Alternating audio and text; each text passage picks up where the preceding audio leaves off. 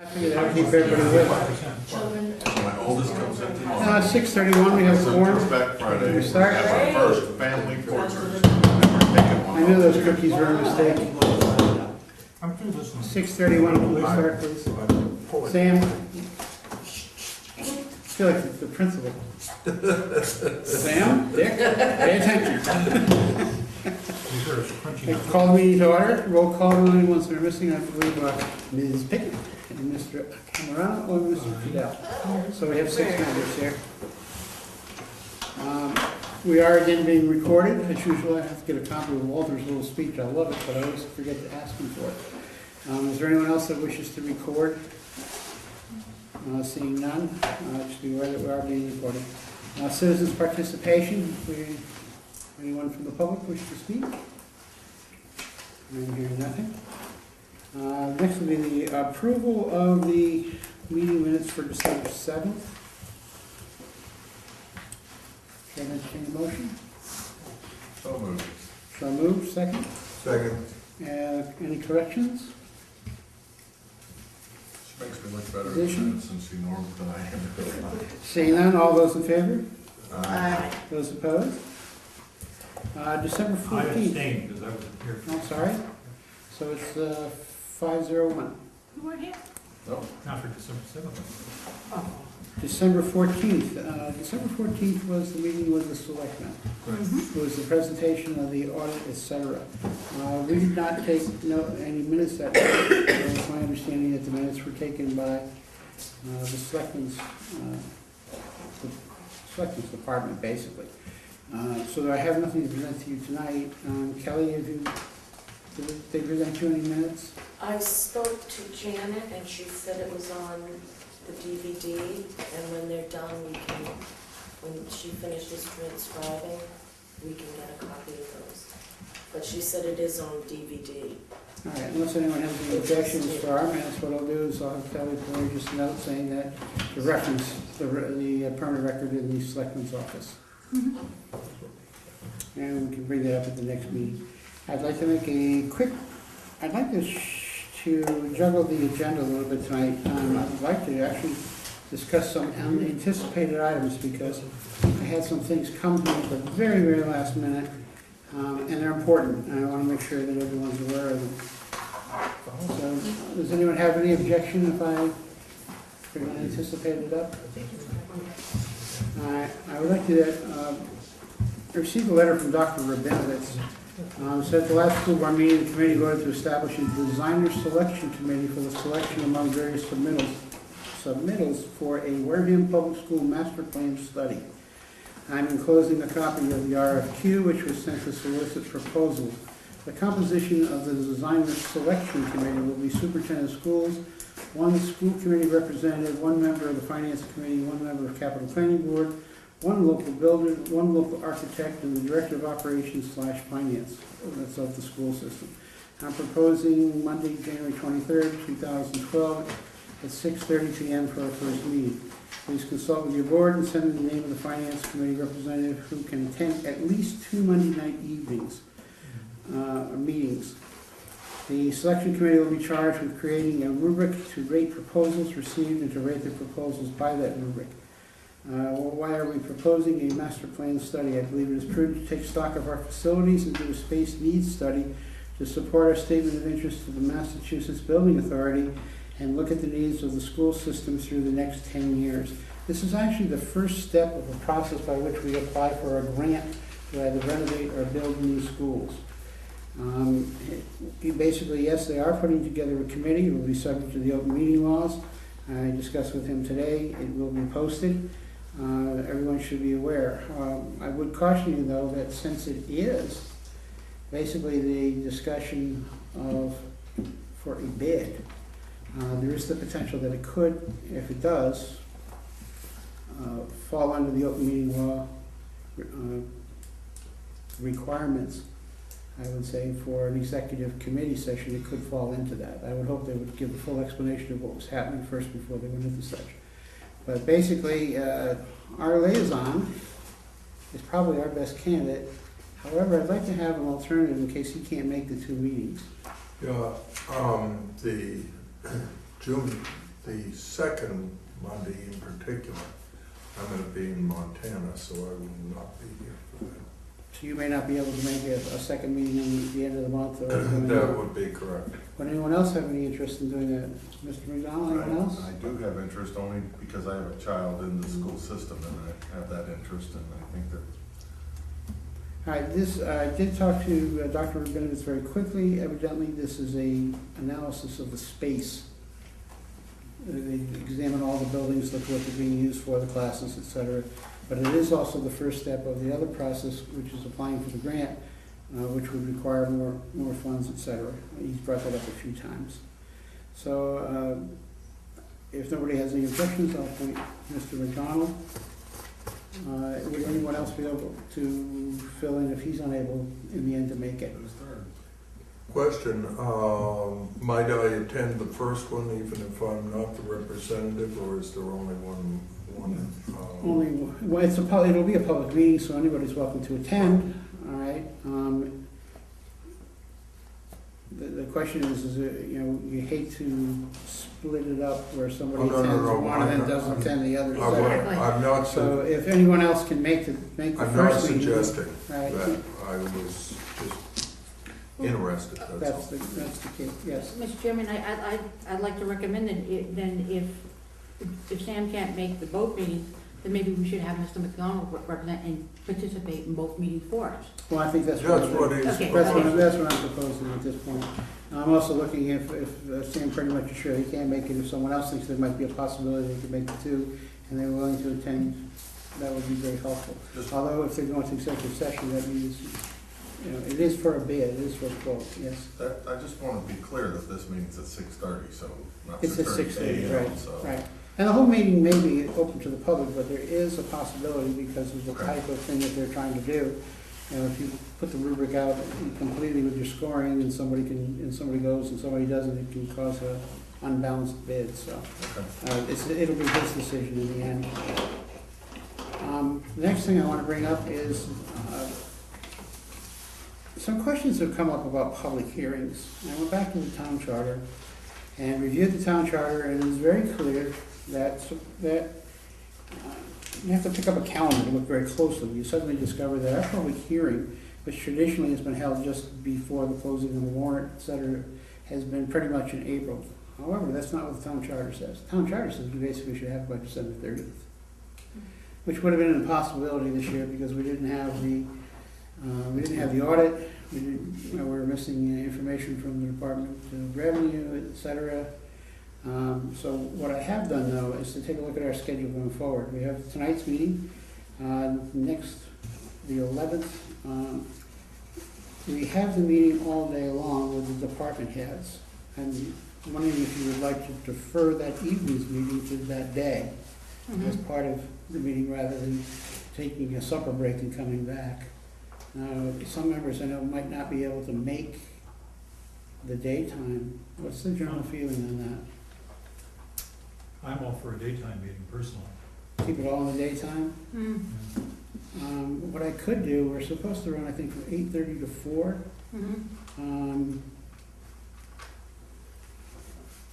Question is if we run short.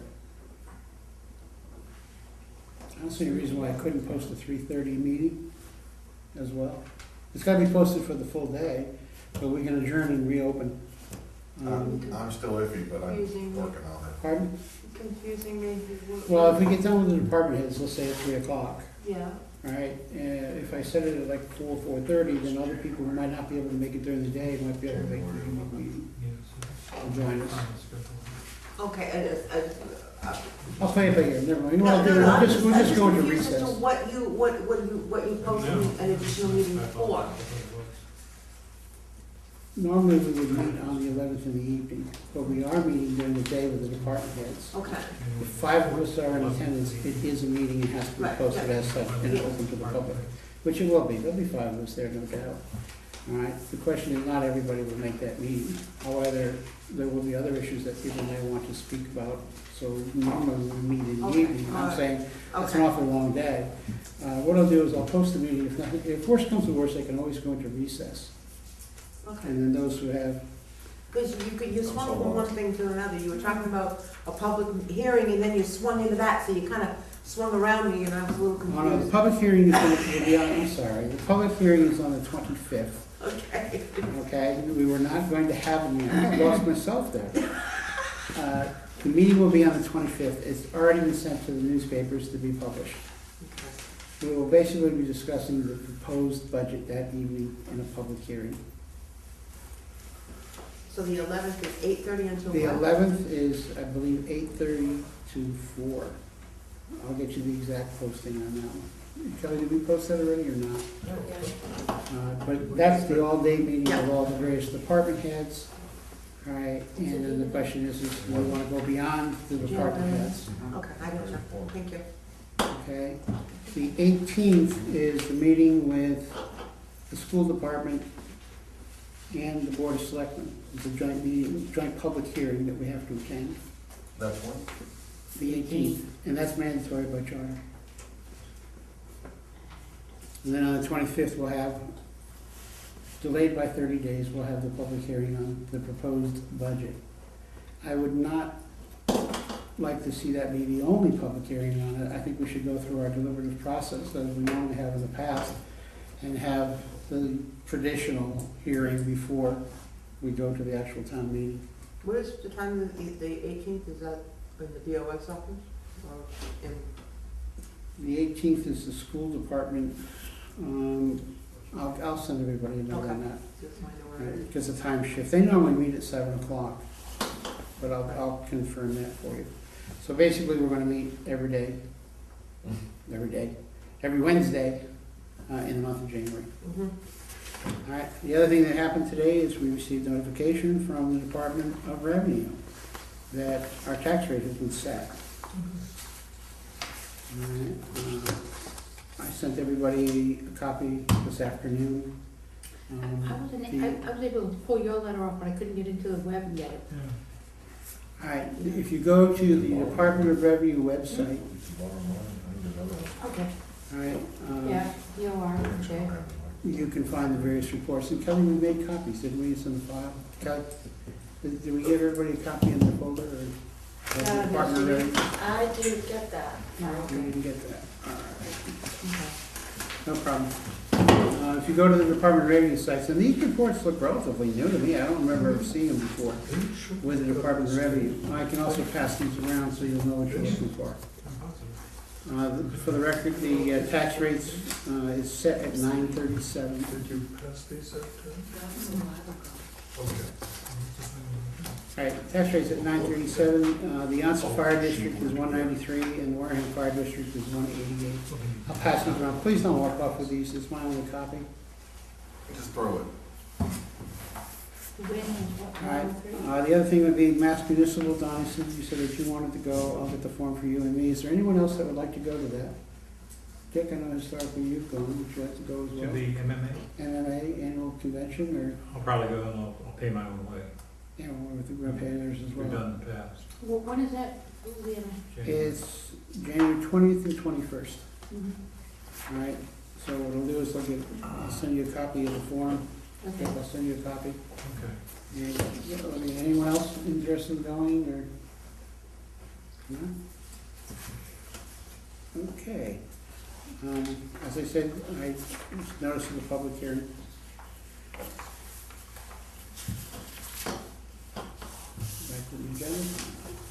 Try to bring, I just want to make sure we did not leave today before those came up. I'm sorry for the confusion.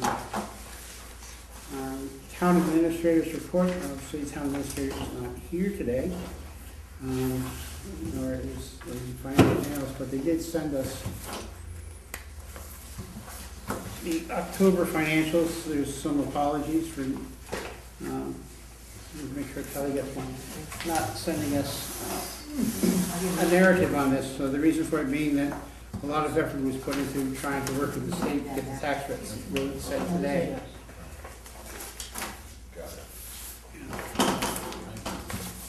And that pretty much consumed all of our internal resources as well as the town accountant, the BMG, and another working with Powers Consulting. So It was a pleasant surprise to hear today that they had managed to set the tax rate. It's only been 2 weeks since we had the audit. And my understanding is the state DOR is also in possession of all the paperwork necessary to do free cash. However, the individual responsible for it postponed his vacation to get our tax rate. So he's on vacation for the next couple of days. So I would expect we would see it very early in January. We would hear the number. So that's pretty encouraging. I'm also been told by the administration that DMAG did a tremendous amount of work. They did a great job pulling this together. So I'm very pleased on that one. So that's the status on the state reports. You have the monthlies for the month of October. And remember, the reports are year-to-date, and for the budget number, Derek said this time he put in basically, I think it was 4/12 as the projected, but you're still gonna have some problems with some seasonality on some accounts. That's all I see. Next item on the agenda is the 2011 audit. Any comments? I'm tired of talking. What did everyone think? Sam, what were your thoughts on the audit? Well, one, I was happy to see it. Two, I was happy to see reasonably unqualified audit letter.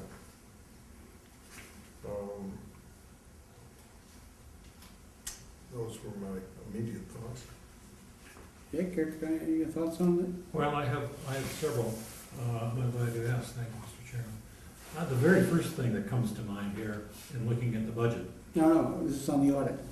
on the audit. On the Okay. audit, please. On the audit, sorry.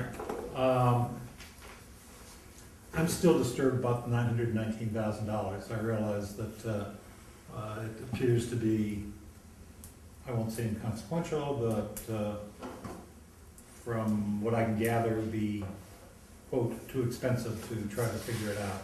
I happen to disagree with that conclusion, so that's what I have to say about it.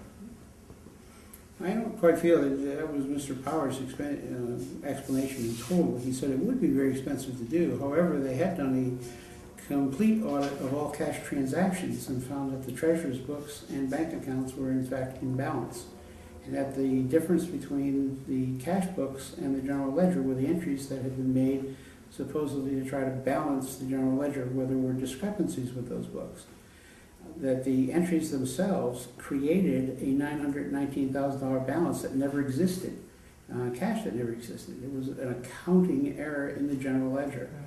All right, but I hate to continue to feel that some way some cash might have walked, because their claim is that they went over all the cash transactions. Well, to that, Mr. Chairman, I would say that he did qualify it and said, if you remember, and I'm sure you do, that he's very sure, I don't know they use 99%, but he did say and implied strongly that he's not 100% certain.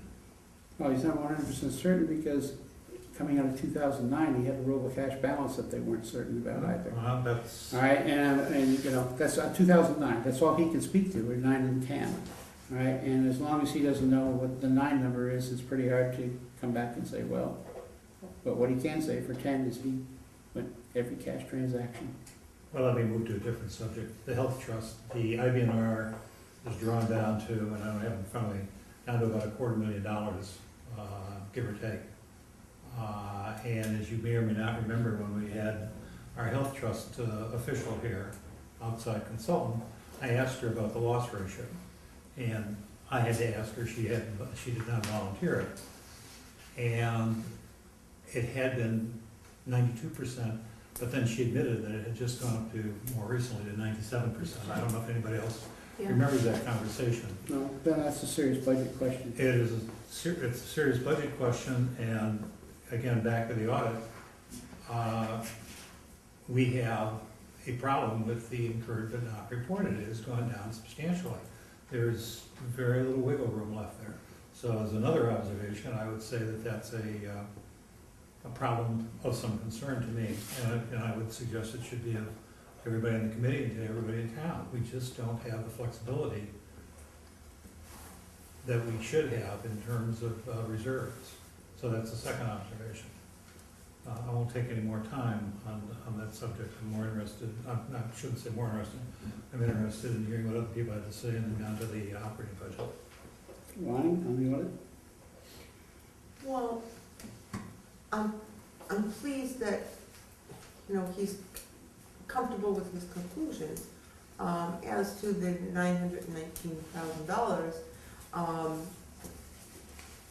he answered my question that night of, it's not like it disappeared, and I try to explain this to people when they stop me on the street.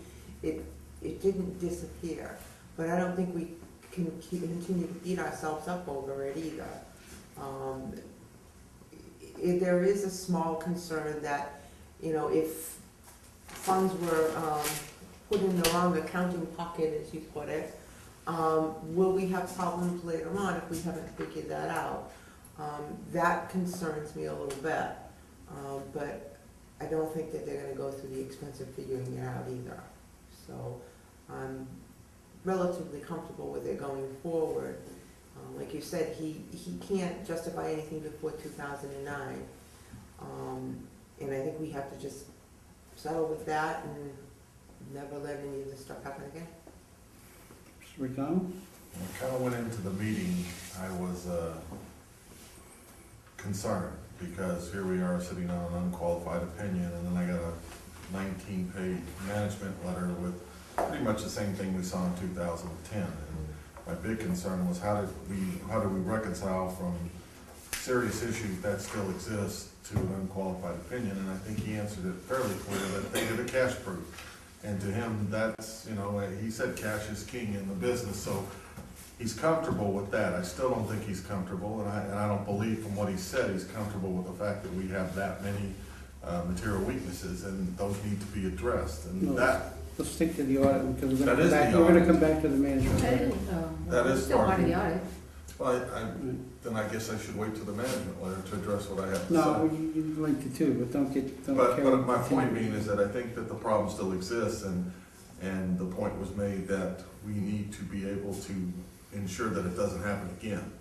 And the only way to really do that is to either have policies in place to do that, or something, because it still exists. The problem still exists. It was quite clear that those problems still exist, and I just don't want to go through an audit next year and come to the same place we're at this year. I think that needs to be resolved.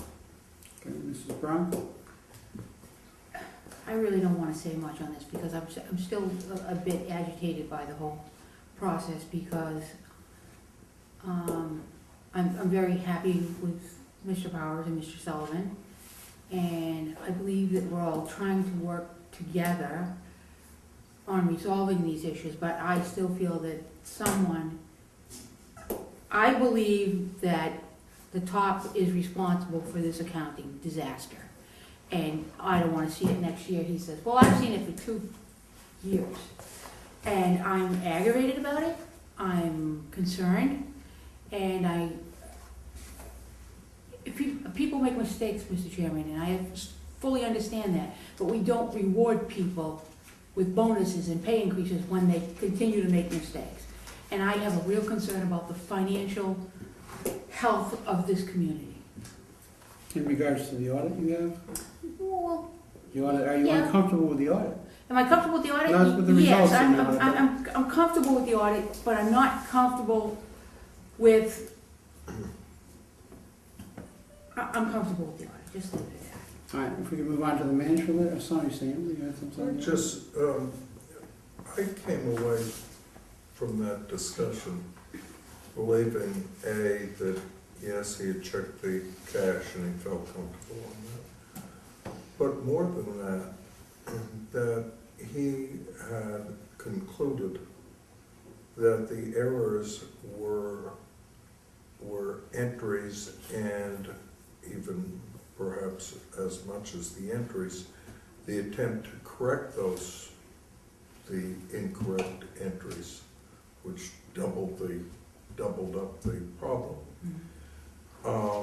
I came away with the feeling that he was confident that he had located the problem. Now, maybe I came away with the wrong feeling on that, and I certainly stand to be corrected, but I do too. I came away with the feeling that Yeah. he had pretty well put his finger on it and said, you know, I know where the problem was. I know it wasn't cash, and I know what did the problem.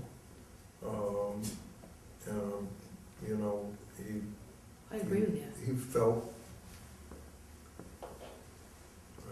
certain is never a good word, but he felt, he was reasonably certain, let me use those words, that's not his words, that he had found the problem and corrected it. Now, that does not address going further in future years, obviously. It's only addressing the audit. Mrs. Brunk? Mr. Chairman, I would just like to know, from my own point, how my colleagues feel about, how comfortable you feel about for next year. That's, Well, now we're progressing into the management letter. No, we're not, okay, well, I guess, Now we're progressing into the management letter. I would make the comment on, Powers and Sullivan has only one product, all right? They provide services, but they only have one product, and their product is that management letter.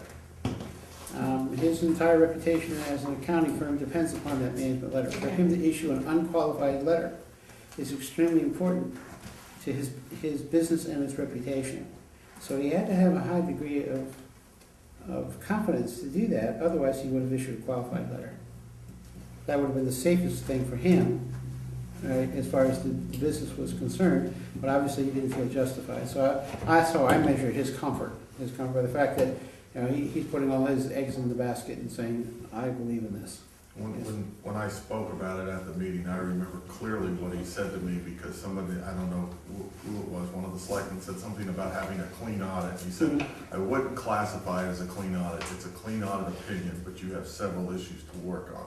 That's basically what he said, but to go back to the 919, he gave us the opportunity to say, if you wanna go back and look at it, we'll go back and look at it, and probably at $175 an hour, it's gonna cost you to look at it, but he doesn't feel like the amount of money in it, and this is when you get into cost of business, is it worth the money to go back and basically, I know everybody likes to throw around the term forensic audit, but the reality is a forensic audit is very, very, very expensive, and that's what they would have to do. They would have to go over every entry, start to finish, and it would probably cost us a tremendous amount of money, and we're already paying a very high premium because we've had the issues we've had. So I'm not happy that they don't have an answer for the 919, or not a full answer for the 919, but I'm comfortable, and I think when I first got on the committee, the question was asked, clean starting balances for 2011, and Mr.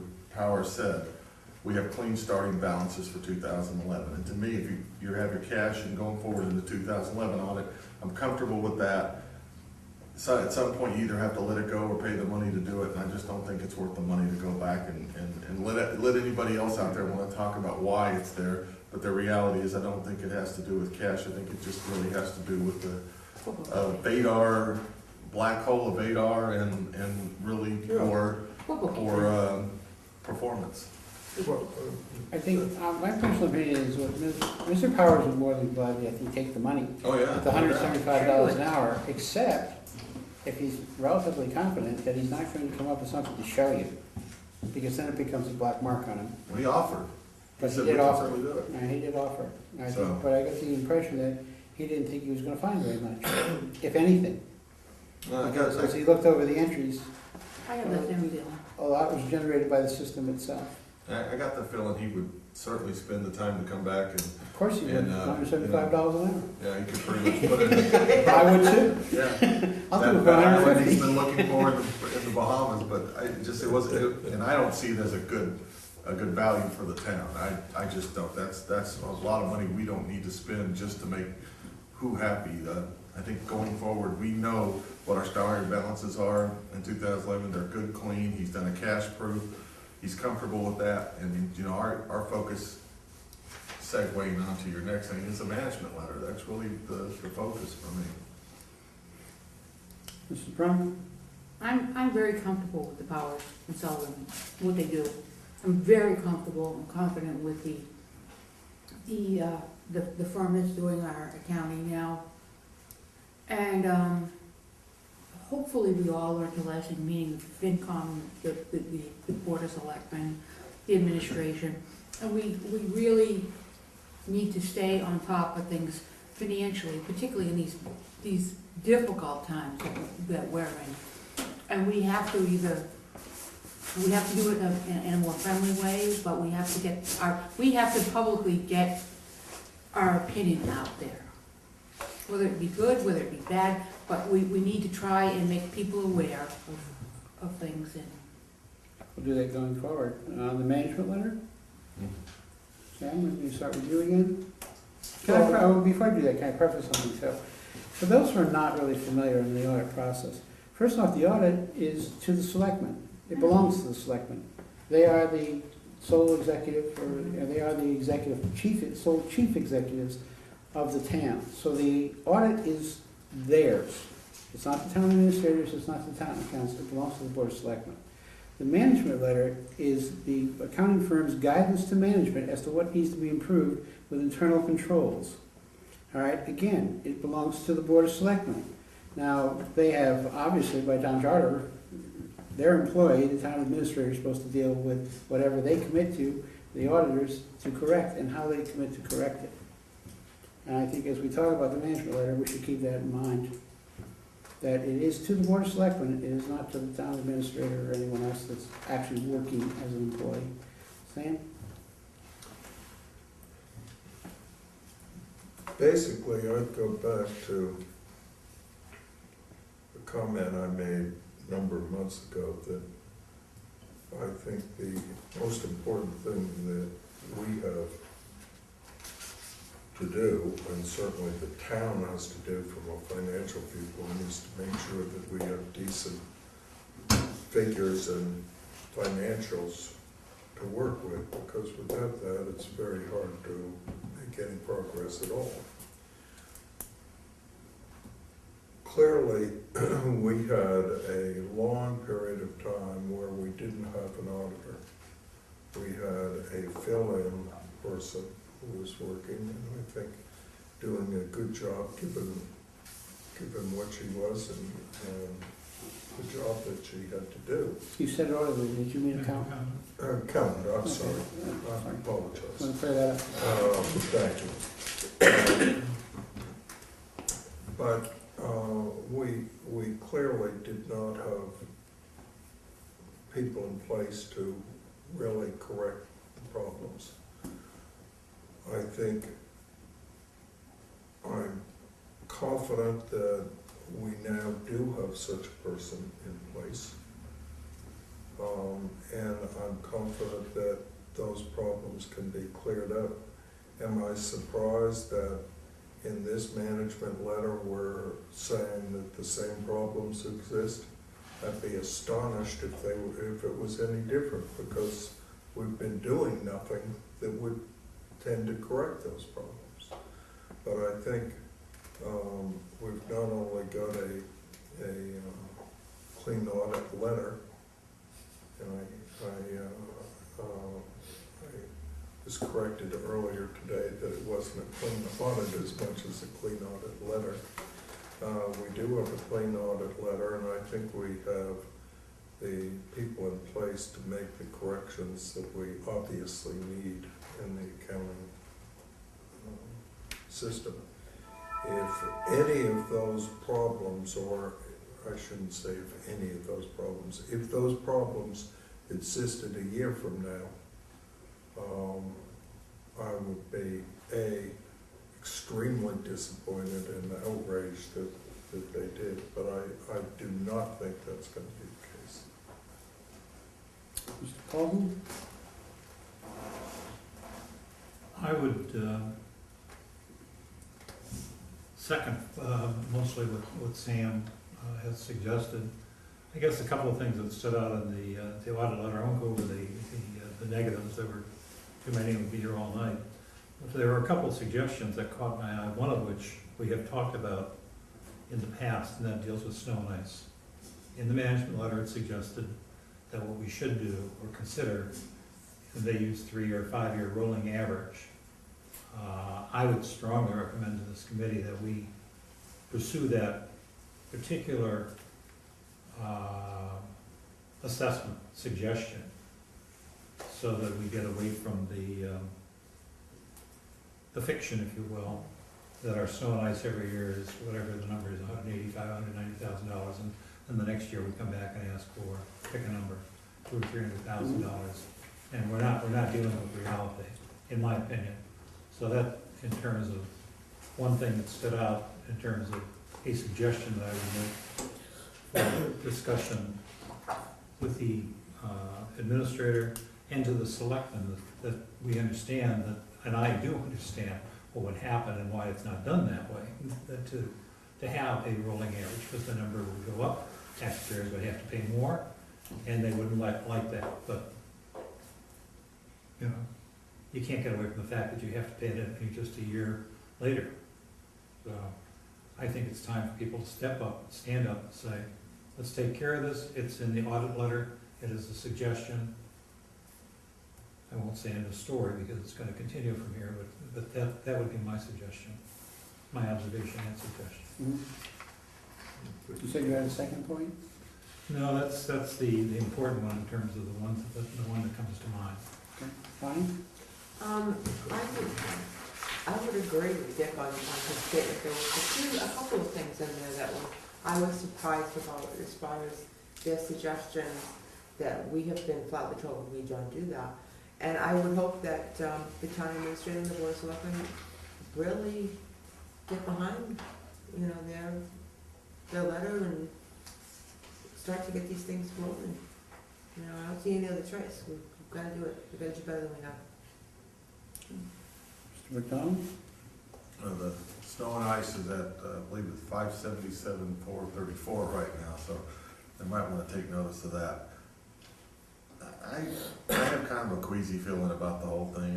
I think they will do better this year because I believe this firm is on top of the ball. I don't know what's gonna happen if we hire a town accountant. I don't know how that's gonna happen, but the one thing that, maybe it's just that after 29 years of doing this, if you don't have policies and procedures in place, this is gonna happen again. And maybe down the road, may not be this year, maybe next year, if we don't have something to point to. And that's a critical issue. I think that went back and forth, I don't know how many times at the meeting, and I'm not sure anybody agreed on how to handle it, but the reality is, if you don't have something to go by and you go back in and say, this is what you should have been doing, they're saying, look, I don't have anything to go by, and you're back to square one. So I think instead of being reactive, it's time for us to be a little proactive. Not us personally, I think the selectmen, because they are the policy-making board, and they do give the directive to the town administrator, but I think it's time to be a little more proactive going forward so that we don't sit through this again. And also I want to mention that the DOR report from 2009, I believe it is, if you take that and match it up, there are still some items in there that may or may not have an impact on what's going on now too. Mrs. Brown? Again, you know, that there were many deficiencies, but, I think we all wanna move forward. I mean, nobody gains, when somebody fails, we all fail, we lose. But I'm concerned that when somebody tells us something is okay, we can't just take it as word. We have to have, you know, some sort of backup that things are okay too. And what concerned me specifically is things that are getting voted on even at town meeting. You know, where's the checks and balances to see that, you know, it's going forward or what? And I don't have that level of comfort yet. I truly don't. And I believe that the administration has all the you know, the best that they want to bring forward. I think, you know, we should be encouraged and work with them, but I still feel that we need to be a little bit more detailed when it comes to the votes and how they're handled. I've had many people, and this wasn't in the management letter, we voted sewer commissioners, nothing's happened. I mean, that's just one thing. There are several other things, the virtualization, we voted, what, was it $400,000? How much did they spend on it? How much did they actually spend on it? I think it was a lot more than that, but do we know for sure? And I think these are things that we need to be aware of and make people aware of. Yes, it is the selectmen are responsible, but it's our job to advise the selectmen. If the selectmen want to It's our listen. job to advise town meeting. Town meeting, exactly. But I mean, I'm, in my experience, generally the selectmen have been very responsive to the FinCom too. And the work, and I mean, why wouldn't anybody? If somebody's gonna give you accurate information and try and help you out, you're gonna wanna be there with them. And I just feel that, that these things have to be looked at much more carefully. When we approve something at the town meeting, when the town approves, the town meeting approves a number, we better darn well stick to that number or go back to the town and find out, let's tell them, we can't do it for that, we need more money. And I don't think that's being done. I think that, we're just going about and doing things. I think that's somewhat inclusive in the management letter. Typically, what would happen with the management letter, to go on with the process on the audits is that the receiver of the letter responds to whatever the audit firm says, and that's when the letter becomes final. I'll follow up as to whether or not that's going to happen. If so, I'll request that we receive that final. Copies. Said it was Yeah. So that we pretty see much what the, final. yes, the final should have their responses on it. But again, they can also refuse to respond to anything as well. But the auditor typically would note that as well.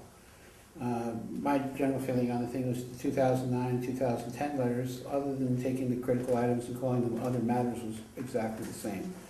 The continuously, their recommendation for action was the development of policies and procedures. And I understand, some people disagree with me very strongly on that, but I think the audit firm made themselves very clear on that they want to see policies and procedures in place next year.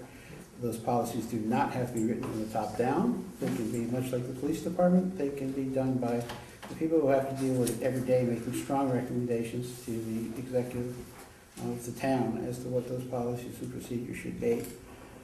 In line with that, I'm going to move to the next item that's on the agenda. Both the DOR and Powers and Sullivan have made a strong recommendation repeatedly to the town of the formation of an audit committee.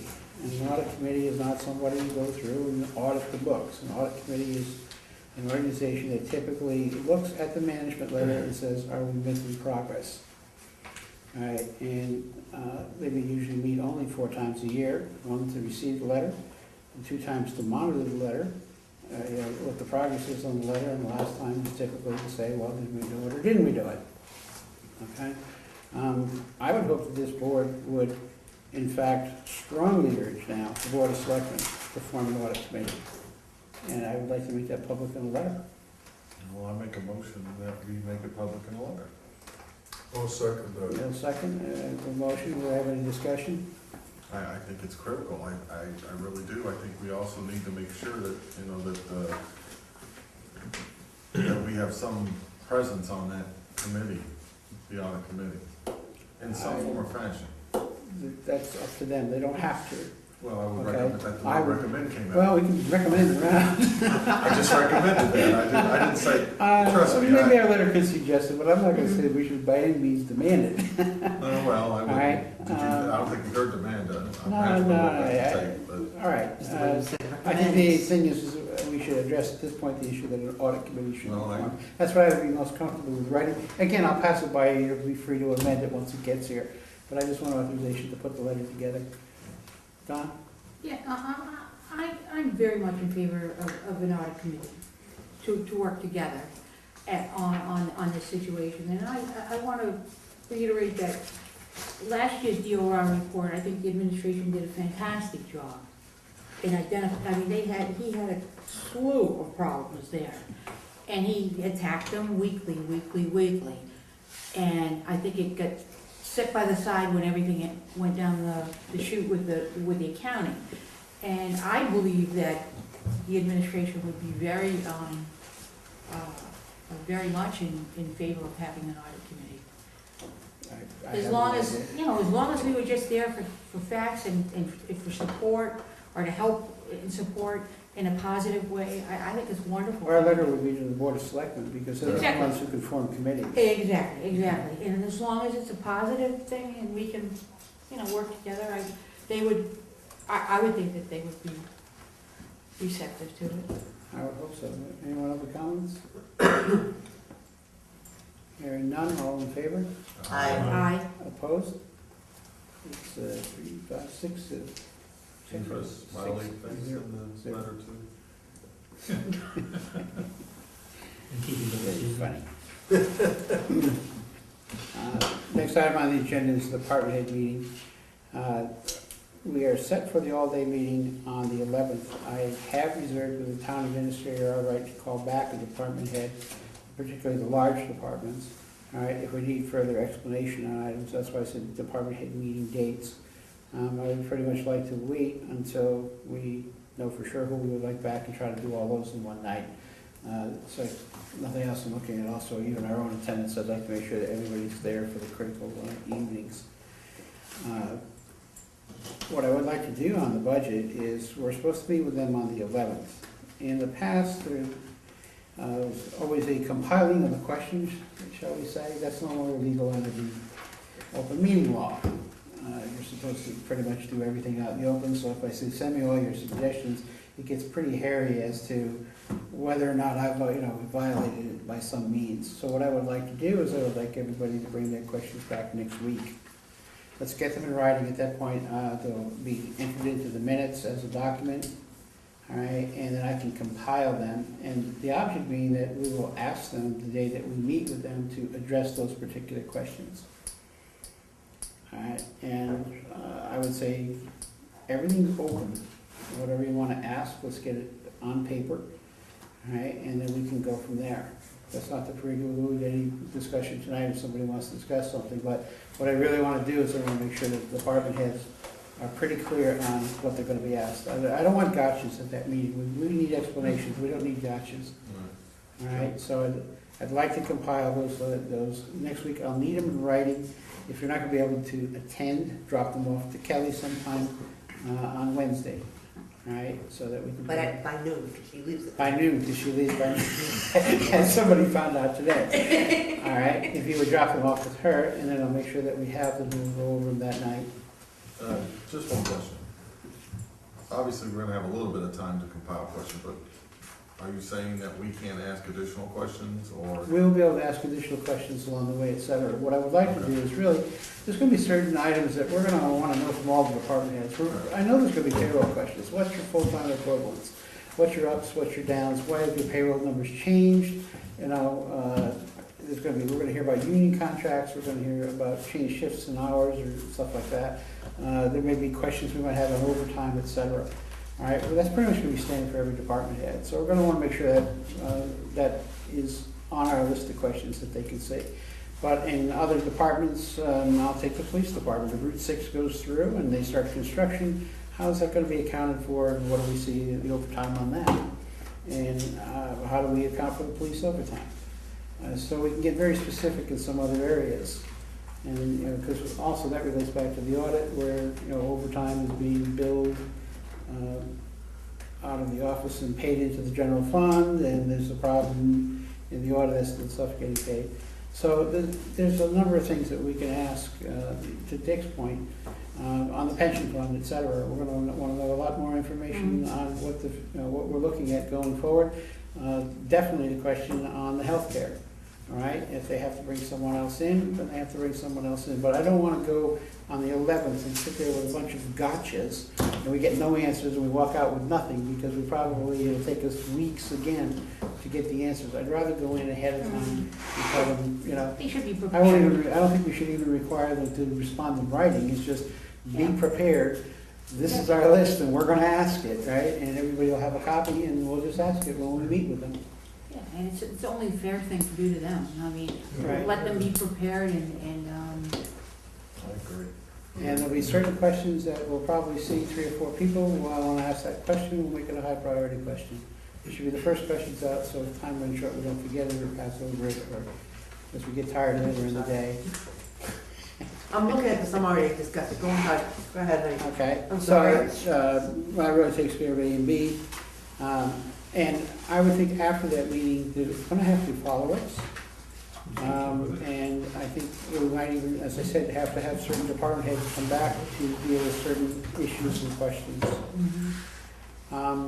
Capital budget considerations, we didn't see very much in the current budget, and I'm not sure what's gonna happen on that. We did not receive a 5-year plan on November 15th as required by the charter. I know I was more interested in getting the audit and the management letter than I was in seeing a 5-year capital plan. But of course, now that they're beyond, I'm wondering why we didn't get a 5-year plan. And I would hope that would be a very high priority for the capital planning committee. Anybody have any discussion on capital? Well, We saw capital request right now is $365,000. is that the ones that are included in the operating side of the budget that are showing up as operating item? Yes, we passed at town meeting a resolution Right. to use the meal tax money for capital assets. If you look at the budget as it's written right now, in this current year, the meals tax money was shown as a separate line item and came from the state and was accounted for in that manner. It properly belongs in next year, unrestricted local aid. And that, if you look at the number on the unrestricted local, you'll see that it's been inflated by approximately $350,000. 396,000. 396. Okay, so now it has come, at this point, because it has not gone through the legislature, it's coming into the general fund. So those items which were committed to for capital, the 365, were put in as expenditures. But is this really a proper way to show this? It is for the time being if you want to spend the money out of the general fund, because you can't restrict the money out of the general fund to, as a capital item necessarily. I don't have a problem with it for today, but the final budget going to town meeting, it should all be cleared up. Yeah, I just. One way or another, there has to be a clear explanation for everybody that's sitting in the auditorium, so they understand why suddenly capital items are not being bonded, or, I mean, the question is, how do we get to the meal tax money?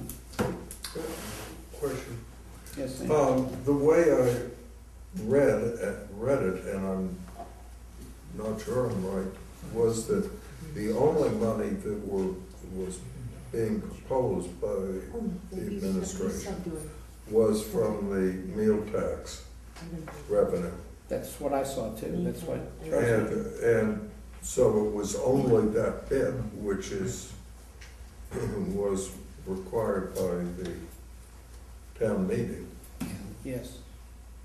Yeah, there's no addition. There was no additional No. that I saw. No And that- additional capital. That was the discussion we had after the fact that, and I believe Mr. Paulson, maybe it was Mr. Paulson was there too, that we should set aside part of our budget for capital expenditures as well. And we just don't seem to be in that position yet at this point. But I mean, 396, whatever it is for capital is dropping the bucket for what we need. Well, Yes, Sam? I have a question whether the capital planning committee was involved at all in these figures or consulted. The ones we have now in the budget, The proposal that was made. we could ask Hi. him. He's sitting right I there. know he's sitting right there, but Well, that's I not think very that nice. the He's a chairman, member of the public right now. I think that the chairman might have something to Mr. say. Slavin, do you wish to answer the question, or do you wish to defer? I can answer, basically, the 5-year plan has been submitted to the town administrator. We did have it on November 15th. The items that are coming forward on his budget, which we haven't really seen officially yet, from what I've looked at, again, does not follow what's on the 2013 budget for capital planning. We haven't finished working on it because we're waiting for the town administration to supply us with the form, for our priority list, which hasn't been ready. So one thing we haven't done is done a priority list for 2013, 14, 15, 16, and 17. All right, so, sure. But the items that are in the budget, or capital items, were in the capital system. In other words, no. I guess whether or not he agreed with you guys, I want to make sure that you guys have a pecking order, a number of capital items out there. If those capital items that are being suggested by the town administrator, if they're even in the system as far as you're concerned. We try and do this so we don't get all the problems. The items that were basically put aside or pulled for 2011 fall town meeting are, I believe, is what you're looking at for the spring town meeting. The situation that existed in the fall obviously still exists today. That's the best answer right now. Wow, that was really.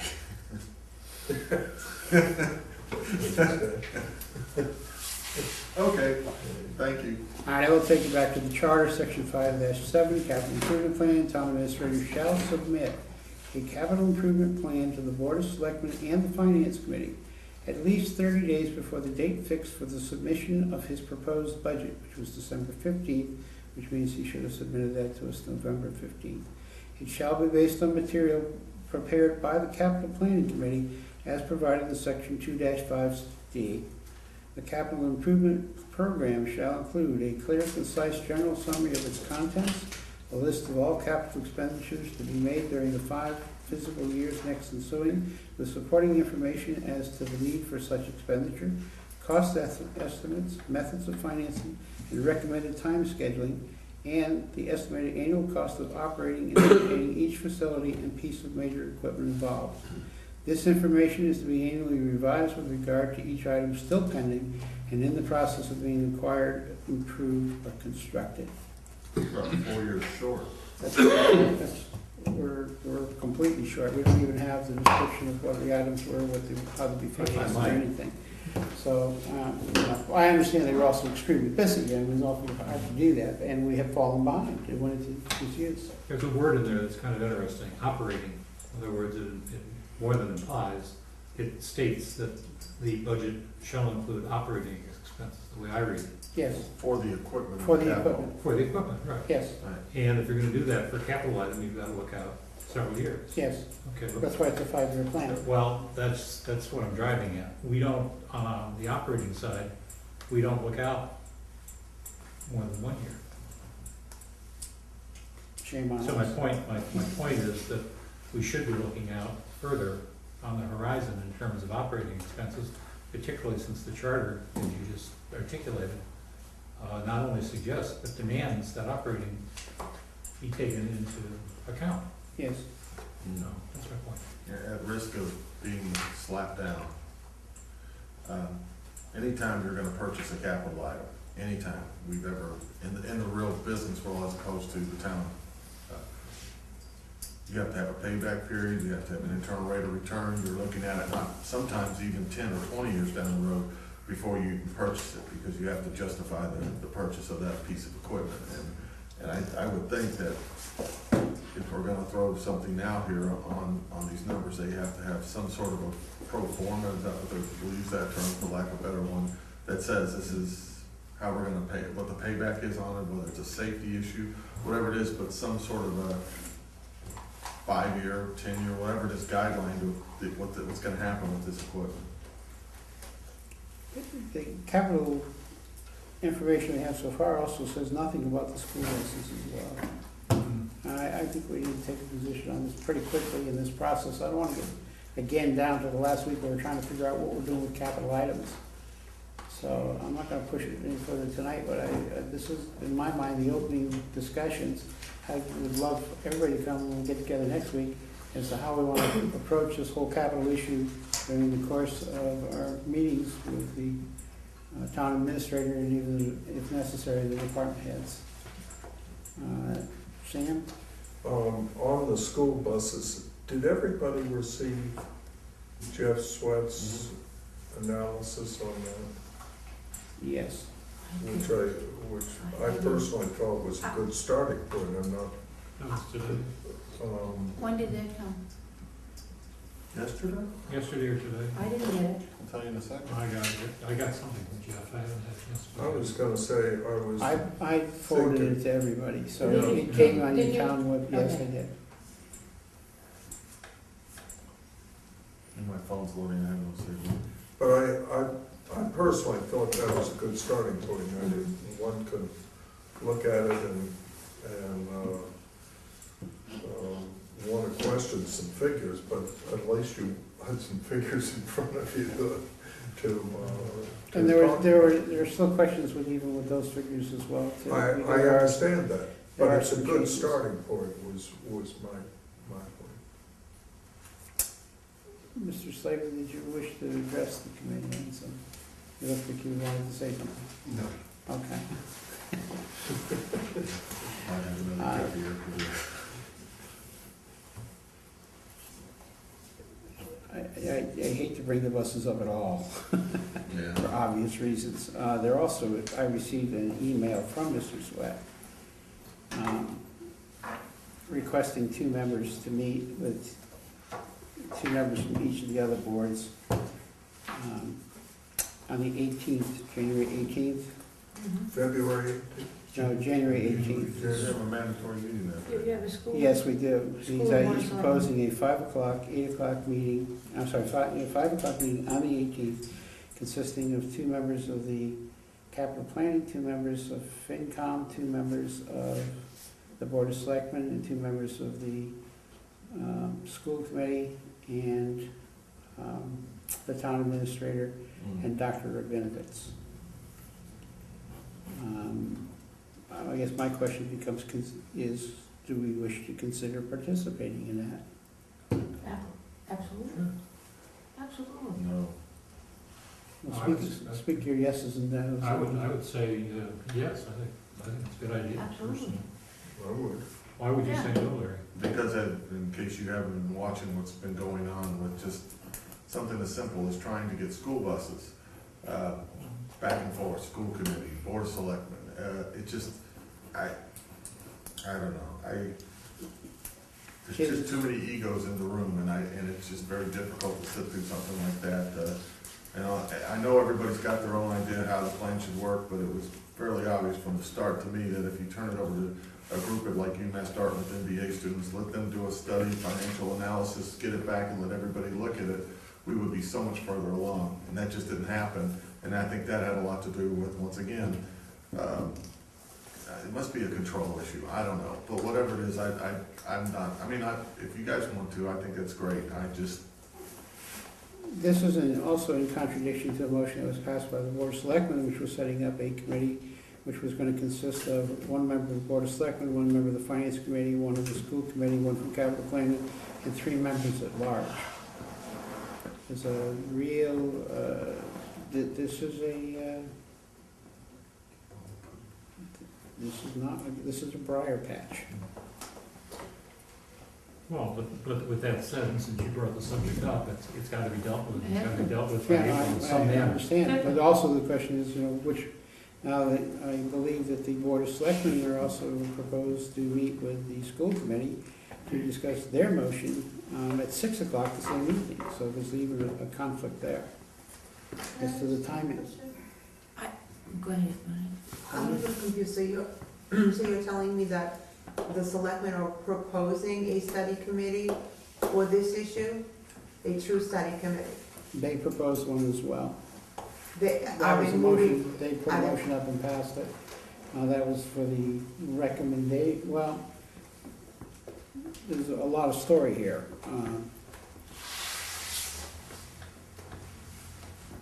They had a motion that they were supposed to address that had been brought to them by their chairman and the town administrator. There was a meeting, and we've talked about this meeting before. The question came up, we're at an impasse, what do we do? There was, all capital items were pulled off the floor. at town meeting, and we knew there was a problem with the buses. Okay, The question came up to present, to try to present a motion, or to find a way to get the process going again. And Alan has written a letter to the Wareham Weekend and the other letters, the other newspapers, explaining the situation. The original group was called by the town administrator to say, what are we gonna do? What can we do? Is there anything that we can do?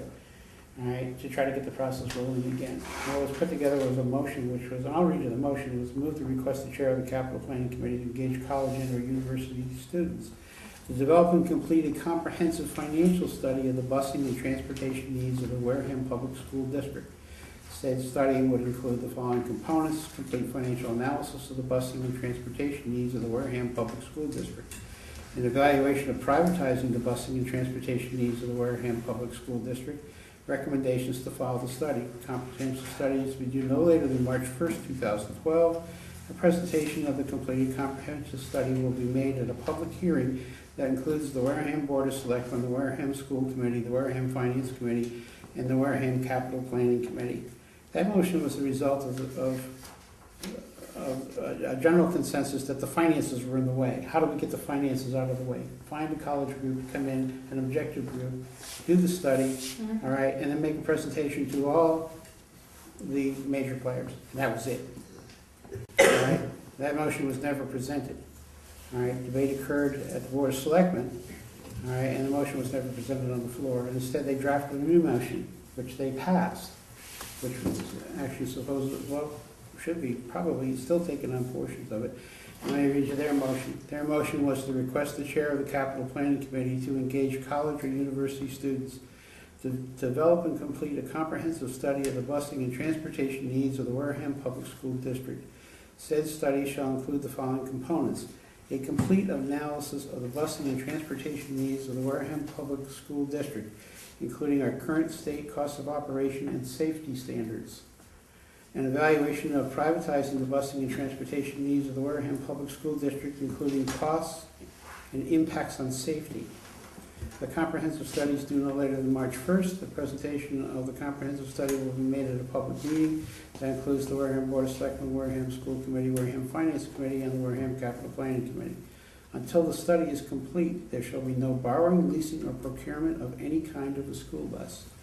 Finally, the Board of Selectmen, upon being presented with a comprehensive study, shall appoint a committee to review the feasibility of the options contained in the study. Said committee may serve as an RFP committee, an implementation committee, and complete any other tasks the BOS deems necessary.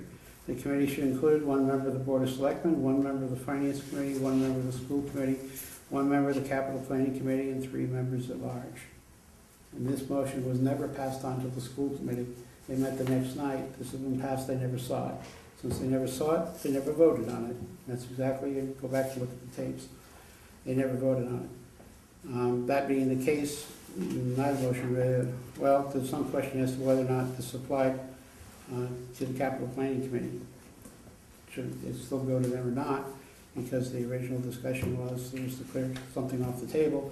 And how do you get a compromise together fast enough to go to a university for them to do a study?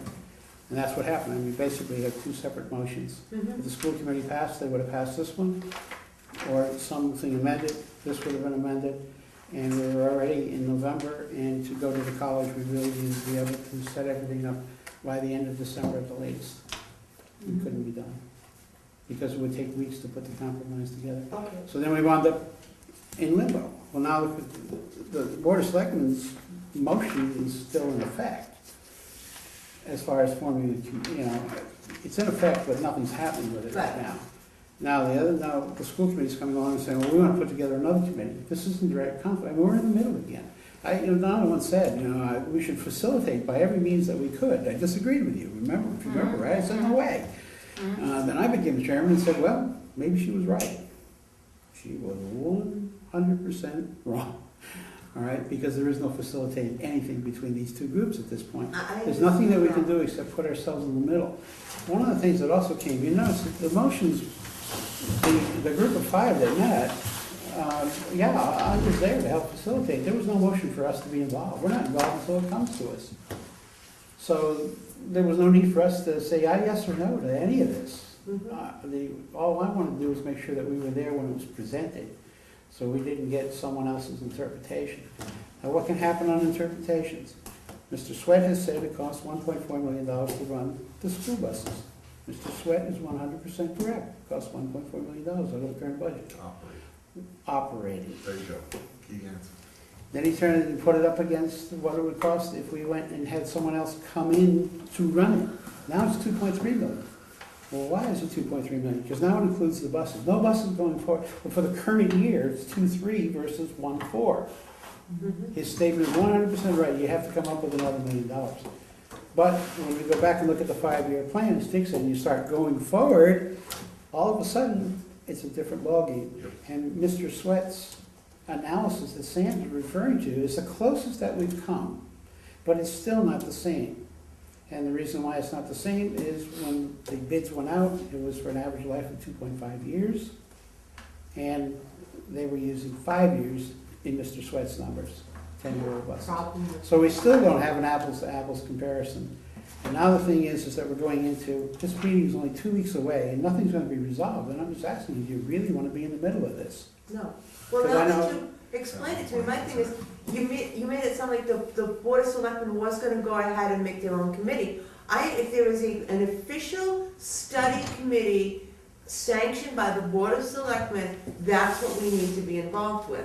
We can't get into this, oh, we're gonna go talk about it in this group over here, or talk about it in this group over here, because, you know, first off, you know, is that a proper committee? Are we jeopardizing ourselves in some way, shape, or form? That's As my to people's problem. perspective of us. So I would say, no, thank them kindly, but until they decide that they're going to form a real study committee with all parties involved, that we can find a solution to this problem, because it's not gonna go away, it's right here in the budget. That's what we need to be involved with. Facilitate them, help them along and say, yeah, you need to push forward and make this committee and go forward. That should be our only encouragement to them. My other thing is, I have a little bit of a problem. I didn't read, I punched through Jeff's little thing there, but I really feel there's some sort of conflict of interest going on there. I really do. Because he serves on the school committee, right, which is, yeah, this is part of his job to find a solution. But doesn't he also work for the busing service?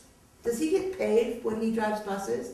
No, he volunteers. He volunteers. He's the only volunteer licensed driver they have. Okay, as long as that's clear.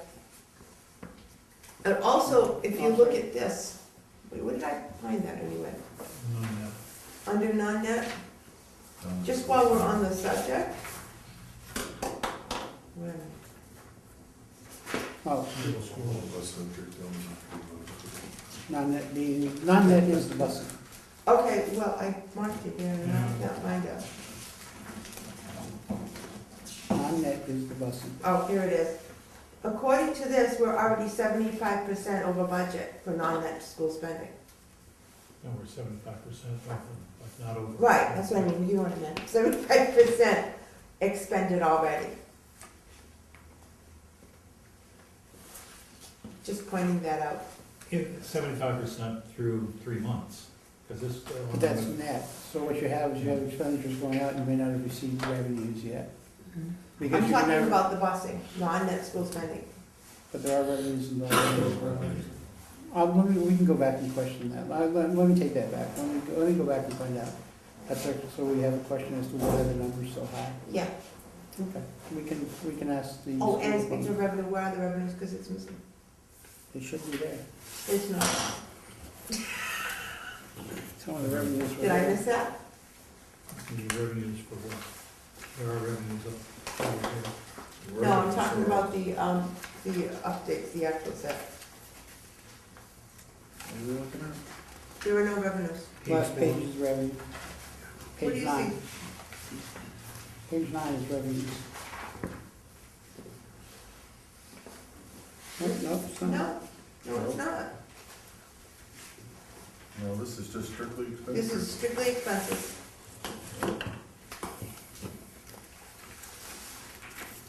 Kelly, was it in the box? Because he was supposed to be both revenue.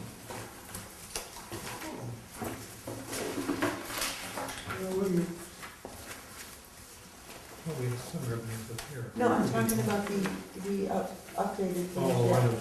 Oh. There is this, but I'm not sure if it's the same as what.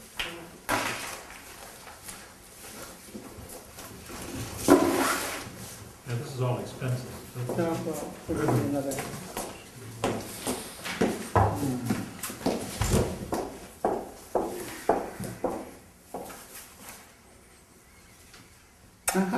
My apologies. Thank you for pointing that out. Let me send you the other way. We do have the revenues. Yeah, we're not real They were in the happy bottom of the about box. that, just so you know. Okay, I'm happy. So you have the revenues. Thank you. All right, so the subject at hand was, do we participate in Mr. Sweat's committee on the 18th or not? My vote Or would be no. grouping, you know, he hasn't referred to it as a committee, but he's referred to it as a proposal of having these people that be able to discuss the issue. Sam? In order to have that committee meeting, the selectmen would have to agree to it, would they not? Yes, I would, yeah, I mean, everybody has to agree to go to it. I mean, we would have to have that meeting, we have to agree to go to it. It seems to me that clearly school buses are one of the biggest problems that the town has financially. And it's staring us in the face, and at some point, we've got to come to, we, meaning the town, has to come to some sort of decision as to how they're gonna proceed on it. We can't decide that by ourselves. The selectmen and the school committee have got to decide, got to get together and come on some sort of plan. When they do, if they ask that a finance committee member be part of the group that is deciding, which is composed of both school committee and selectmen, What's in there? I think we definitely should be part of it. For us to ignore the problem and, or say we don't want to participate, I think, I don't think we have any basis of doing that, because this is a major problem facing the town, and we've got to do whatever we can to try and help. But we can't make the selectmen and the school committee agree to have a group. Oh, I fully agree. What I'm asking you is, But, what we're but looking at right now is but three positions. two for- if such a group is formed, I think we definitely should participate. We're looking at two requests for committee members. I understand. One from the school And- committee, which has rights to form its group, and one from the board of selectmen. And until they decide on that, the two groups decide which one it'll be,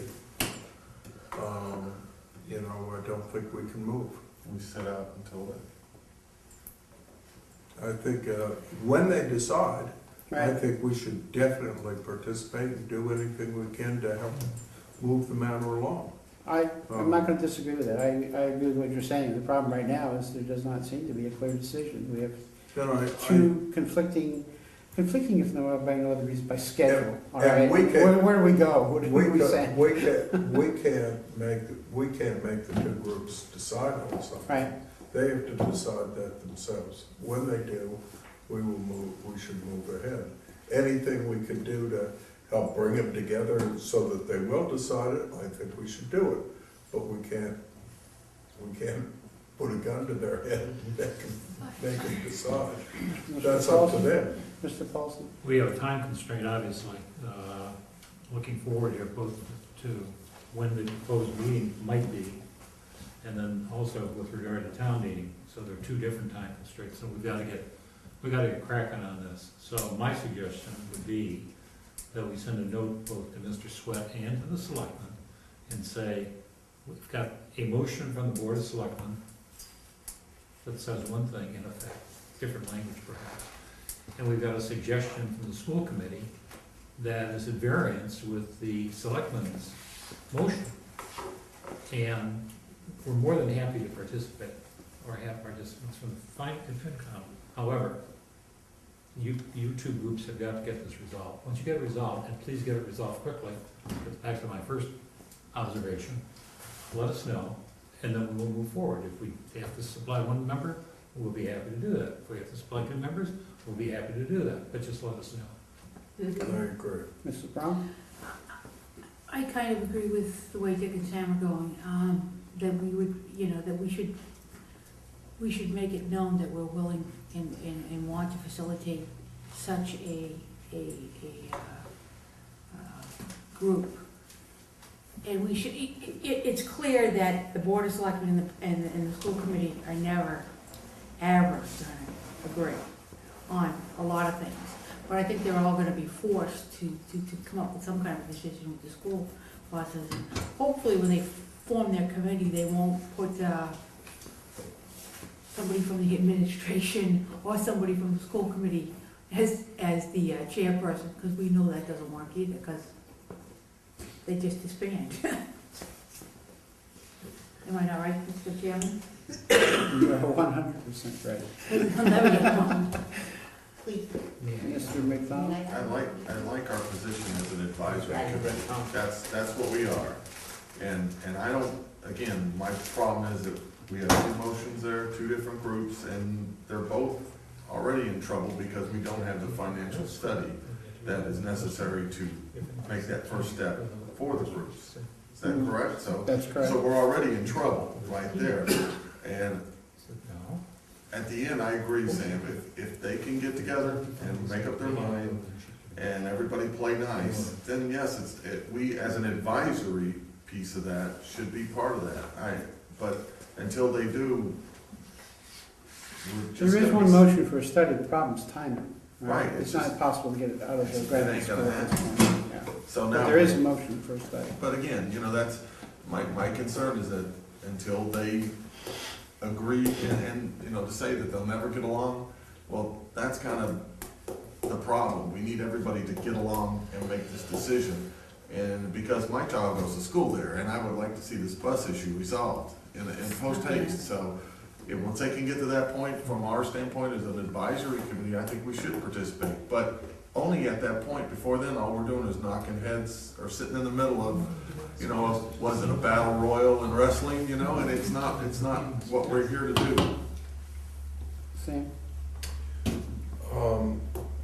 Mr. Paulson made a suggestion, Yes. and I'd like to put that in the form of a motion, that such a letter be written to the selectmen and to the school committee, saying that, pointing out that we have 2 proposals, that we are happy to participate in any way where we can be of assistance in resolving this matter. As liaison, would you draft that letter, please? Do I have a second? I think we should, As liaison, I think we should. I'm not being smiley. No. I mean discussion, there is discussion. I honestly think that you should take it a step further and let people know that we want to get this facilitated. We want people to know where the roadblocks are. And maybe the people will get angry enough and they'll say, hey, look, you folks are gonna get together and you gotta come up with some sort of decision here. The main thing I'm concerned is we make Wait a progress. second. No, I just- There's a motion on the floor. There's a motion on the floor. I seconded it Okay. for discussion. For discussion. You could go ahead and discuss it now. I think it's the right way to go, but I think as liaison, you have a pretty good idea of what you want to say.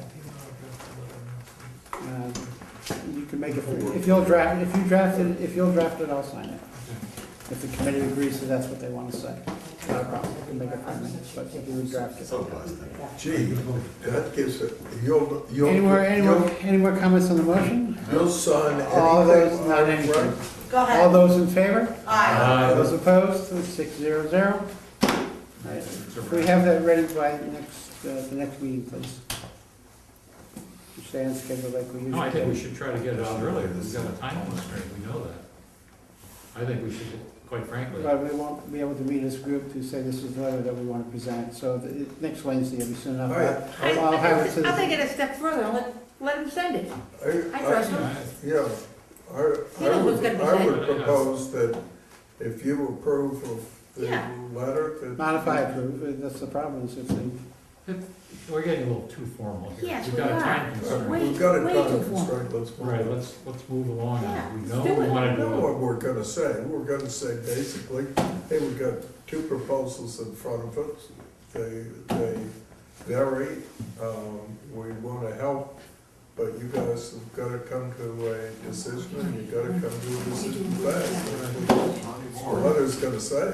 Then I'll take let's take I'll accept the motion that if someone's letter is ready, it should be signed. And, Should I So moved. retract my original no, motion? you don't have to. No. So moved. So moved. Seconded. Aye. All in favor? Aye. Opposed, 600. So a motion to send a letter upon drafting. All right, I'll do that. I don't need to be excessively formal, but if we're not, then there'll be objections to things. Okay. School committee budget. We had an all-day meeting with the Yes. school committee. We did not have a quorum, so we never called the meeting into session. At the High Point, we had 4 of our members there. Most notably, Mr. Dell was there, Mr. Gray and Mr. Paulson hung in there for the whole day, along with yours truly. I would also say that we had no members of the public, unfortunately. We had no members of the capital planning committee, and we had, I'm sorry. Mr. you Trudell wanted- was there. I'm sorry, we had a member of the capital planning committee for about an hour and a half, Mr. Trudell was all there. right? And yes, Mr. Trudell was there he was the Capital other. plan. And we had no members of the board of selectmen. It was a long presentation. I think it's an excellent presentation. It is replayed by the television stations. I know some of us work, et cetera. If you have an opportunity, it's split into 2 3-hour sessions. I very, very much recommend that you take a look at it. At least you can understand what the principals and the administrators are facing on the school side.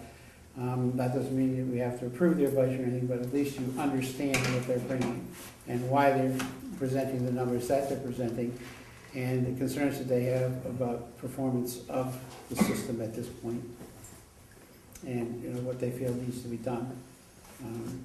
I highly encourage everybody, including the public, to watch those 2 3-hour sessions. If at any point you'd like a copy of what the school budget is, let me know, I'll send you a copy of mine. Please. All right, I'll get a copy I for you. was ill and I couldn't attend.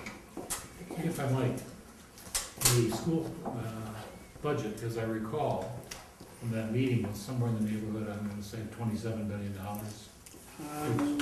total amount, which was well above what we had budgeted. the total amount is $28,786,47.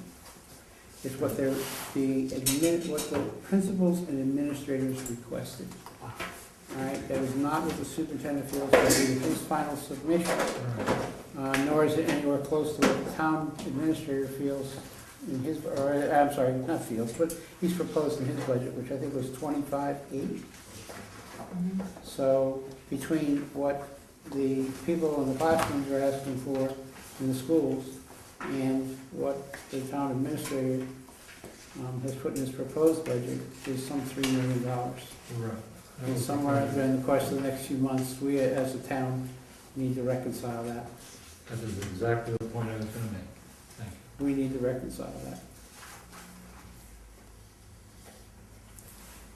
A great deal of their concern centers around the MCAS and SAT performances and the educational needs of the town for economic development. And they made that very clear that in that presentation as well. The gentleman who agreed that was one of their concerns was the labor pool going forward. They should be concerned. Town meeting preparation, Kelly's given me a tentative schedule. I'll publish it for everybody. So we can get it out, get an idea of what the events will be. Not so much, I know we have a list of the dates for meetings, but this will be for when publications will occur. Should we say all the drop dead dates are on there? The dates that we're really in trouble if something doesn't happen. Before I leave the budget, does anyone else want to, Dick, I want to bring up some items, but are they for tonight, or should they be, maybe we'll No, bring them up I next week in our have- discussion of the I have questions? 2 or 3 items that I've been looking at, and Okay, let me try to go over them briefly. On page 1, yeah, of the town operating budget for 2013, I'd make an observation. The property taxes that the town appropriated, including 2.5 authorized in growth, was 30,410,270. Does everybody see that figure? Because it's important in the context of, The appropriated 2011, correct? that's what it shows, 2011, All right, 30,410,000. If you look at the next column, it says unaudited revenue of 30,100,491. That is approximately $400,000 less than what we had appropriated. I'm gonna make, All right, that's a question that we'll have to ask too, because the numbers that were put in there, all right, were the numbers prior to Power and Sullivan final adjustments. So that number may, in fact, Be be higher or lower. higher or lower. but let me now make a point here. If you go over to the 2015 request from the town administrator, that is up $1,134,000 from the FY12 budget. In other words, from the 30,410,270. I apologize for throwing all these numbers in, but that's a substantial increase, and it works out to, as it shows here, 3.6%.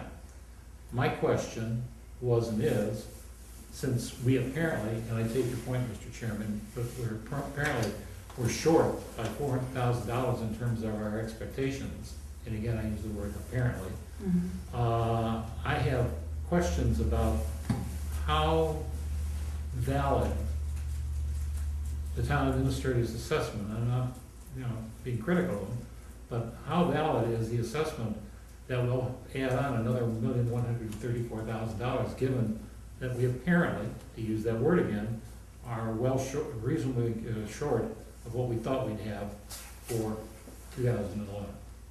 So that is a question that I have. All right, that'll have to be answered. The question is, what is the final, what is that 30,100? And remember on these. 30,100,000. The 30,100,000. That 30,100,000 becomes the opening balance for FY12. All right. I had a question, how does it go from 3410 to 3487? That's the question I have. But remember, for fiscal year 12, the property taxes come to 31.5. That's the starting number, right, in 13, and then you add in the 2.5 increase, et cetera. So the first $1 million comes out of the 2.5 increase. Well, to that point, it would be nice to know, to de-aggregate the levy base. In other words, we were looking for 29,373, I know. Thanks. And we say we got 30,100,000. That 30,100,000 includes the new growth and includes the 2.5 authorized. It would be nice to know how those broke down in terms of if there was a shortfall, where it came from. Yes, we can ask, that's what I'm saying, that's what we should ask for next week. If All right, that's what we'll ask for next week, yeah. All right, on to just two more points here. On page 3 of 7, legal services. And again, I realize this is only through 3 months, through 9/30, so 3 months. But if you look at it, we've spent $74,000 in the first quarter. Multiply by 4, and you come up with What are we talking about? Legal, yeah. page 3, legal. And if you go to the third column, it shows the revenue expenditures through 9/30, Oh, I see, 2011. I got you. We'll say it's $75,000 times 4 is roughly $300,000, Yep. right? We're budgeting for legal something well less than that, like $235,000. Now, the point I'm gonna make here is that this is a material variation from, at least again, for a short period of time, I understand that. But the point I'd like to make, and have made before, is that when there are variations that are significant in nature, that we get an explanation before we have to ask. Because and it may be seasonal, I don't know. Which gets me to the next point.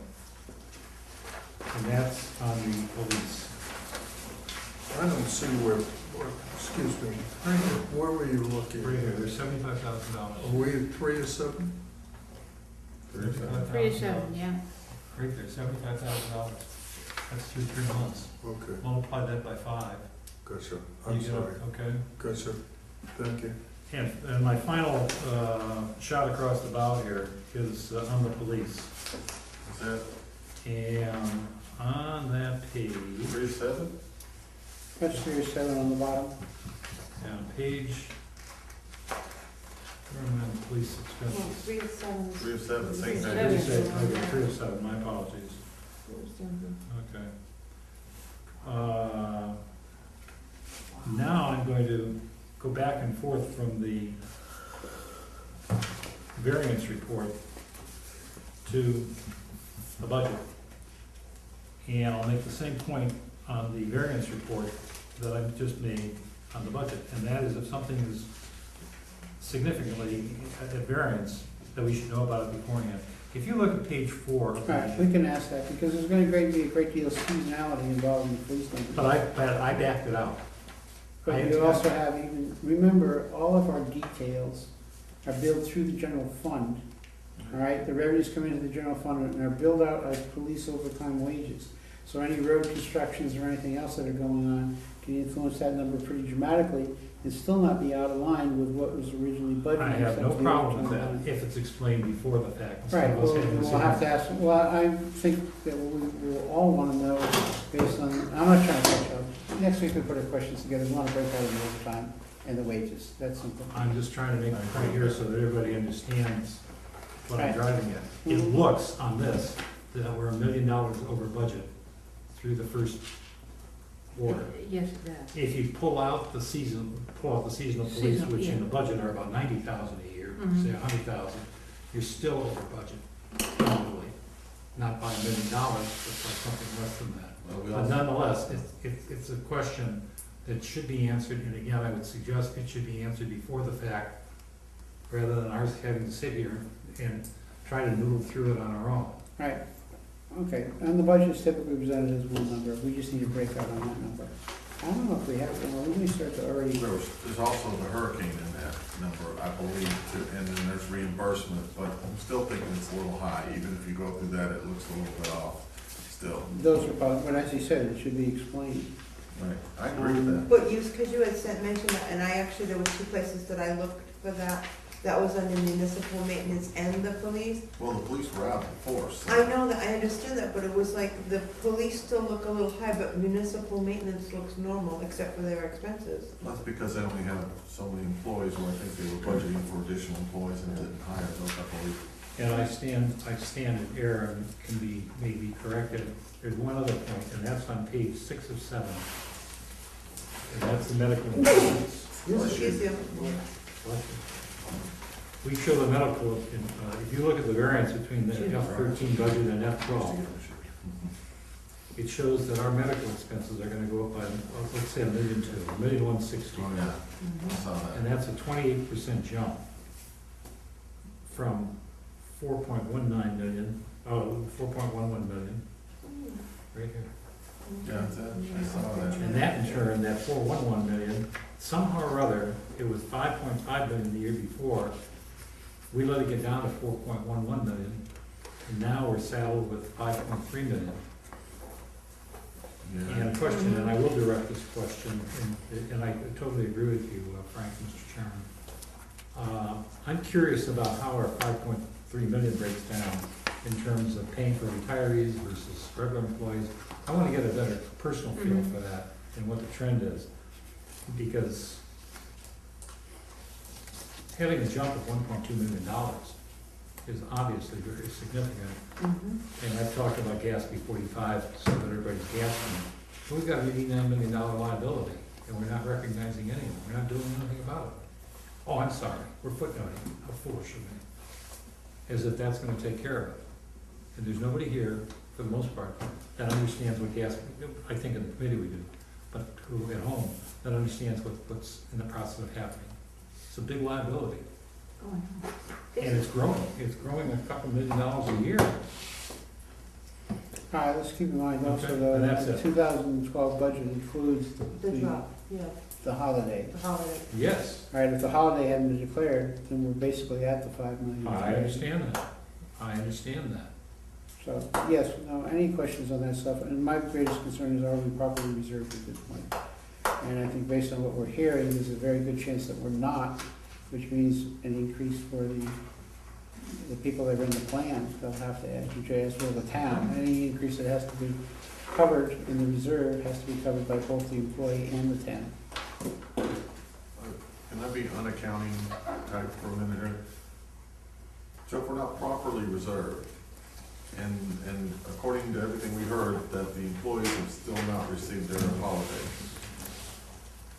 is the portion that the town was going to use to supplement the budget, has that already been taken out? It's not taken out. I mean, Well, okay, I I don't understand want what you're that saying. taken out. Well, let me I use- keep saying it the other day. It's not taken out, it's just not being put in. Okay, sorry, I went off the reservation for a minute. Did we not remove, can you double negative that? So basically, we did not pay the, whatever it Okay. is, premium for that. We don't know that. We don't, that's what I'm We don't asking. know Well, that. that's a question, I mean, so we that's can't- we another can't say question we that. need to ask. I mean, Because of we need the, to ask you if, yeah, how it's been dealt with. And I have no indication that it's been touched at all, or that they could still be making the town number as well. But I'm not sure, because we're also looking at our I'm not updates seeing that we're the- receiving, and we don't see, I don't see the Dick variance. keeps asking, where's the money, why aren't we paying something? So it may already have not, well, we're gonna have to find out. Because that's a serious issue if the town has, and the employees haven't got their side of the equation yet, I think. We could talk about, I'm not sure it is, as long as it's paid within the year. Okay. Morally, it is. You're right, whatever one does, the other one does. But from an accounting point of view, it can be paid as long as, if you do one, you have to do the other, or you have to put the money back in. That's right. The town has to make it 75%. I just want to For reiterate whatever that the was money not- was never touched. It was Whatever's just- not or paid taken by out. whatever the employees have paid has to be matched. That's correct. If it's reduced, there's no problem. That's If it's correct. not, then 75 has to be paid back in. It's my turn? Yes. Okay, I have a question, and maybe somebody addressed this in the route or whatever, but, I went to get this book today, and then I thought I was late going to get it because I was told, I told you on the phone that I figured that it was supposed to be out before this. And now I'm looking at these numbers, and what is this column FY 2011 expended pre-PNS audit? Well, the powers and Sullivan. That was before the powers and Sullivan adjustments. Okay, so And that column will change, right? I understand that, and But that's my complaint right there, is what was the point? What was the point in even printing that out when that column is absolutely totally useless to us? Because there has to be an estimate for that year, that's by charter, it has to be in there. They don't have the final, you're saying you leave the Yeah. blank for the current year? No, my question is, so when okay, the audit was finished, okay? When were these reports run? Do you mean to tell me that these numbers aren't available now? 12/15, the report's run, it says right at the bottom. The reports were run on 12/15, Mhm. and those figures weren't available? Those figures weren't updated? Well, sorry. I would have to find out where they stand on those I'm numbers. just- I'm just going Supposedly on- the audit's finished, but I'm not sure of the final, I suspect the final entries have to be in there because they. Okay, the state. Well, they do, but I think they concentrated on getting this done. That's the whole I thing. think is- they were looking to get the Schedule A done before they got this, so you're right, it should be here, but I believe that might be the, And the entries may even be in, the problem is producing these reports at the same time. We don't have enough people in the accounting department. Okay, I Even with understand the that. consultants, we are, and we only get so many hours of it, we are short manpower dramatically. considering. Anything we how far- ask. You know, Well, I understand that, but I just want to go on record saying that I'm very disappointed that, that was a tool that was going to help all of us say, okay, this is what was expended, this is what we really, really used, what we really expended out, budgeted to expenses, and making a decision for a final budget. I'm just very disappointed that those numbers are absolutely totally useless. my understanding is it's been a repetitive thing over the years. Yep. And there was even an attempt to revise the charter, to move back the entire process for 30 days to prevent this type of thing from happening, and it was turned down by town meeting. And we've been presented the best they could present us on the date that they could present us. Okay, all right, with the resources that they have, and I really want to raise that issue of resources. They do not have the resources. Well, And I'm not trying to be sympathetic, I'm trying to be pragmatic. well, I understand that, but like I said, I just went on record to say that I'm very, very disappointed. Right? Dick? no, I hadn't thought about it, but I see Bonnie's point, and I totally agree. I mean, how are we looking at this FY 2011, just looking at the town clerk? The budget is 137,000, and supposedly, if I'm reading this correctly, it's $62,000 has been spent. You know, if it had come out at $131,000, I wouldn't question it. But it's roughly half of what it should be. We should know. And I'm just looking at one page, I probably, now that Bonnie's mentioned it, I think They're all like that's that. well, she says it's all. Yeah, they're all like that. And that, We have what we have, and we have to question what we have if we have well, questions. she's asked the question, and I'm seconding it in the sense of my understanding of what she's suggesting. We don't have the numbers, and we can't very well make, at least in my mind, it's gonna be difficult to make assessments as to looking at the 2013 budgets based on what we have here. I'm not going to disagree with it, but there's also the thing that says, you know, if I have nothing, I have nothing to compare against. And that's what our alternative is, nothing. Now, what we can do, we may be seeing another accounting problem, and they'll have to tell us what the adjustment was that had to be made, which I think is significant unto itself.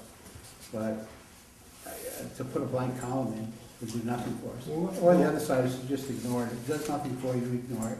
Well, that's the thing, is They it go well would after have the done buttons. something for me because it would have been valuable I information. can't get, nobody can get it. I understand, Frank, I really do. I know, it's frustrating, I will 100% agree, it would be nice to have the final numbers in here. But the timing, we know the timing is bad.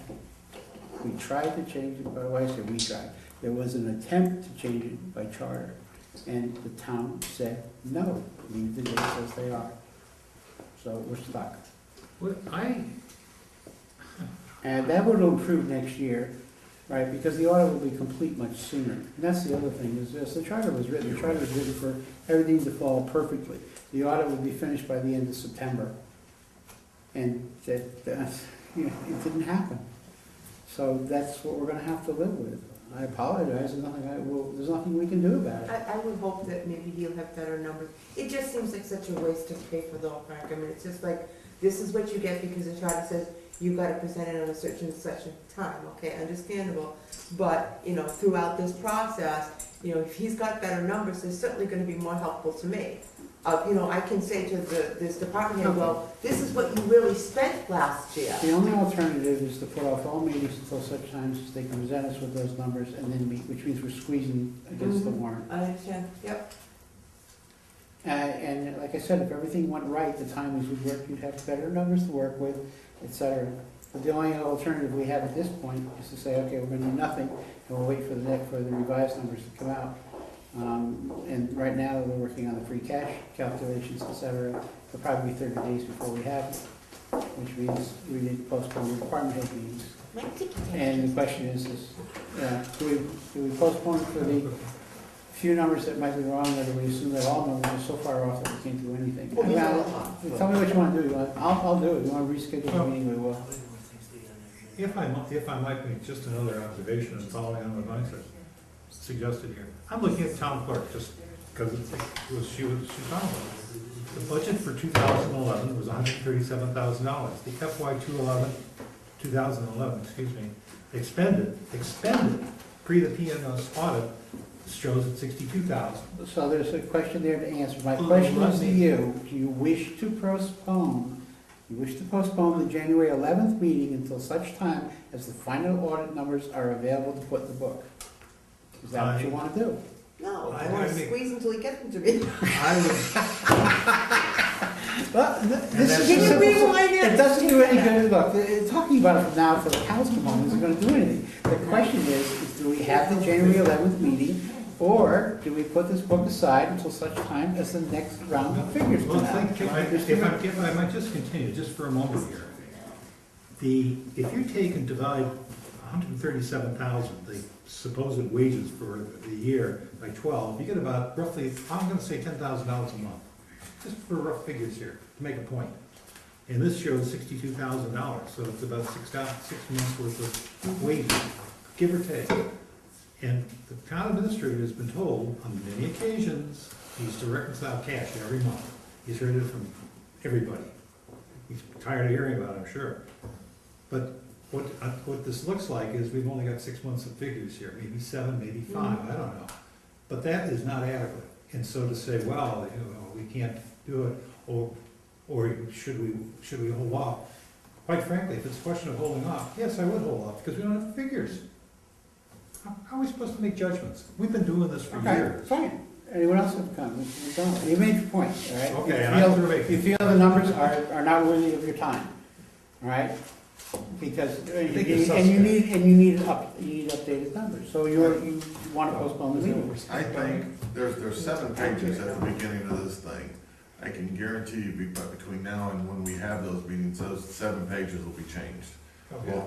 I bet you electronically we'll get those pages. Do you not agree that they'll get an update? We may or may not. The key thing right now is the emphasis is to get the free cash settled and then to get all the reconciliations up to date, all right? To get the last of the reports to get much closer than we are, being 45 days out, et cetera. There are priorities that have to be addressed. But And once they are, then they'll be back to discussing these numbers.